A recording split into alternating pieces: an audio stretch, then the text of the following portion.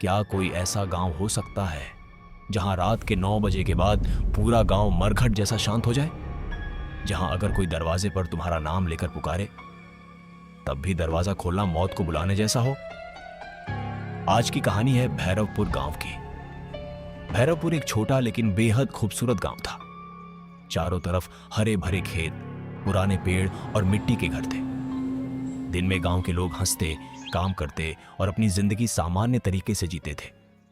लेकिन जैसे ही रात के 9 बजते पूरा गांव बदल जाता।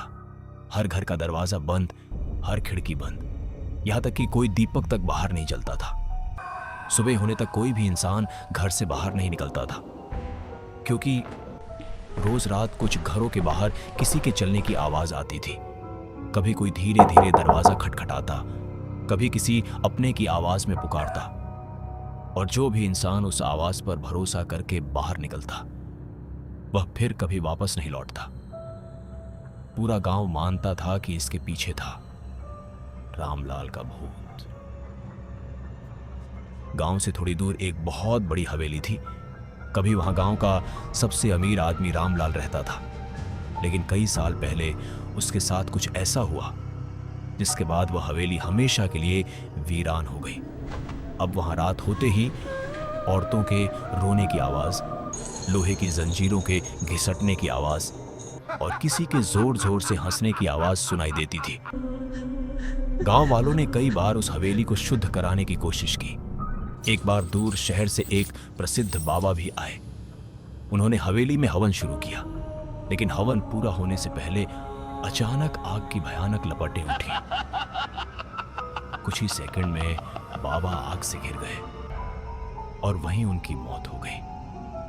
उस दिन के बाद गांव वालों ने तय कर लिया कि रात 9 बजे के बाद कोई भी घर से बाहर नहीं निकलेगा।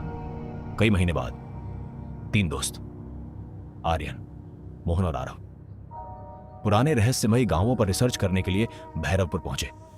गांव में कदम रखते ही मोहन मुस्कुराकर बोला, यार कितना खूबसूरत गांव है। आर्यन बोला, पहले सरपंच से मिलते हैं। तीनों सरपंच के घर पहुंचे। सरपंच ने उनका स्वागत किया और रहने के लिए अपना एक खाली कमरा दे दिया। लेकिन जाते जाते उसके चेहरे का रंग बदल गया। उसने गंभीर आवाज में कहा, रात के 9 बजे के बाद चाहे कुछ भी हो जाए घर से बाहर मत निकलना। अगर कोई तुम्हारा नाम लेकर बुलाए तब भी नहीं। आरव घबरा गया। उसने पूछा, क्यों? सरपंच ने धीमी आवाज में कहा, जो बाहर गया वह कभी लौटकर नहीं आया। मोहन हंस पड़ा, भूत वूत कुछ नहीं होता। सरपंच बिना कुछ बोले वहां से चला गया। अगली सुबह तीनों दोस्तों ने पूरे गांव का दौरा किया। उन्होंने खेत देखे, पुराने मंदिर देखे, गांव वालों से बातें की और हर छोटी बड़ी जानकारी अपनी नोटबुक में लिखते गए। हर इंसान डर के कारण एक ही बात कह रहा था, रात को बाहर मत निकलना। उस रात तीनों जल्दी सो गए।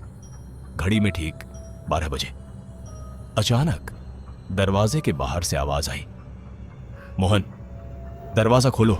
वह आवाज आर्यन की थी, लेकिन आर्यन तो कमरे के अंदर अपने बिस्तर पर सो रहा था। तीनों के शरीर में सिहरन दौड़ गई। मोहन बोला, शायद कोई मजाक कर रहा है। जैसे ही वह दरवाजा खोलने बढ़ा, आरव ने उसे रोक लिया। उसने धीरे से खिड़की से बाहर देखा और उसके हाथ कांपने लगे। बाहर एक लंबा काला साया खड़ा था। उसकी लाल आंखें सीधे खिड़की की तरफ देख रही थी। उसके चेहरे पर भयानक मुस्कान थी। आरव चीख पड़ा। तीनों तुरंत पीछे हट गए। कुछ देर बाद बाहर की आवाज अपने आप बंद हो गई, लेकिन उस रात तीनों में से कोई नहीं सो पाया। सुबह होते ही तीनों सरपंच के पास पहुंचे। उन्होंने रात की पूरी घटना बताई। सरपंच डर गया। उसने कहा, तुम लोग यहां से चले जाओ। लेकिन मोहन ने कहा, अब तो सच जाने बिना नहीं जाएंगे। गांव के बाहर रहने वाले एक साधु बाबा के बारे में उन्हें पता चला। तीनों बाबा के पास पहुंचे। बाबा ने उनकी बातें सुनी, फिर अपनी आंखें बंद कर ली। कुछ देर बाद बोले, अगर सच जानना है तो रामलाल की हवेली से थोड़ी सी मिट्टी लानी होगी। उन्होंने तीनों को रक्षा ताबीज पहनाए और कहा, जब तक ये ताबीज तुम्हारे गले में है वो तुम्हें छू नहीं पाएगा। रात होते ही तीनों टॉर्च लेकर हवेली पहुंचे। हवेली का दरवाजा अपने आप खुल गया। अंदर हर तरफ धूल, टूटा हुआ फर्नीचर और मकड़ी के जाले थे। अचानक पूरी हवेली में सफेद धुंध फैल गई। धुंध के बीच रामलाल का भयानक चेहरा दिखाई दिया। उसकी आंखें जल रही थी।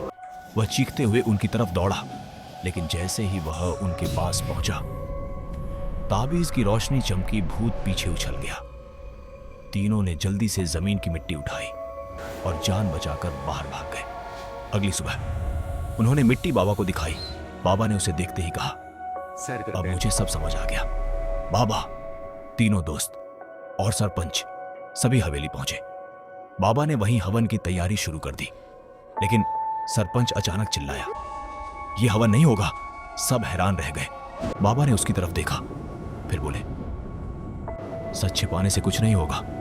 सरपंच रोने लगा। उसने कबूल किया, कई साल पहले रामलाल गांव वालों की जमीन हड़पना चाहता था। गुस्से में कुछ लोगों ने उसे इसी हवेली में बंद करके जिंदा जला दिया। उसकी आत्मा बदला लेने लगी और गांव वाले सालों से इस राज को छिपाते रहे। बाबा ने हवन शुरू किया। पूरी हवेली कांपने लगी। दरवाजे अपने आप बंद होने लगे, खिड़कियां टूटने लगी। रामलाल का भूत भयानक चीखें मारने लगा। उसने बाबा पर हमला करने की कोशिश की, लेकिन मंत्रों की शक्ति से वह पीछे धकेल दिया गया। बाबा ने पवित्र जल चारों तरफ छिड़का। हवन की अग्नि तेज होती गई। धीरे धीरे रामलाल का शरीर धुएं में बदलने लगा। उसकी आखिरी चीख पूरी हवेली में गूंज उठी और कुछ ही सेकंड बाद सब कुछ शांत हो गया। हवेली की हवा बदल चुकी थी। सालों बाद पहली बार वहां सन्नाटा नहीं बल्कि शांति थी। गांव वालों ने बाबा और तीनों दोस्तों का धन्यवाद किया। अब लोग रात में भी बिना डर के बाहर निकलने लगे। भैरवपुर फिर से पहले जैसा हो गया। लेकिन कुछ महीनों बाद एक आदमी उस हवेली के पास से गुजर रहा था। अचानक उसे पीछे से किसी ने धीरे से पुकारा। उसने मुड़कर देखा तो हवेली की टूटी खिड़की में दो लाल आंखें फिर से चमक रही थी। क्या रामलाल सच में हमेशा के लिए खत्म हो गया था, या वह किसी नए शिकार का इंतजार कर रहा था? कोई यह कहानी पसंद आई हो तो चैनल को सब्सक्राइब जरूर करें।